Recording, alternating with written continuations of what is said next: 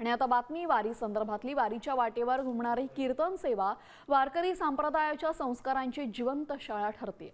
टाळ मृदुंगाच्या तालावर रंगणाऱ्या या कीर्तनातनं संतांचा अमूल्य विचार भाविकांच्या हृदयापर्यंत पोहोचवले जातात. कीर्तन सेवेची ही अखंड परंपरा वारीत आजही जपली जाते.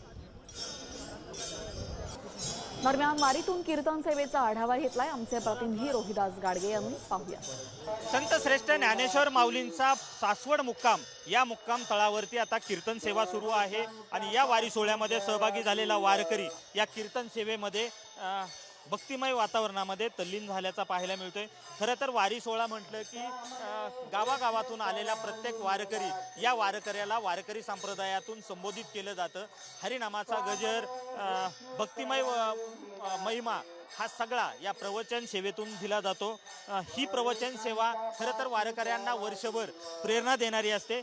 याच वाणीतून वारकरी हा पुढच्या वर्षभरापर्यंत ते विचार, ती संस्कृती, ती प्रेरणा घेऊन आपलं जीवन या ठिकाणी जगताना पाहायला मिळतो. हा सांप्रदायिक वसा 700 वर्षापूर्वीचा आहे आणि 700 वर्षापासून ही शिस्त आहे. एकच माईक आणि एका जणांनी समोर म्हणायचं, बाकीच्या सर्वांनी पाठीमागं म्हणायचं. व्हिडिओ जर्नलिस्ट आदर्श समीर, रोहिदास गाडगे, साम टीव्ही न्यूज, सासवड, पुणे.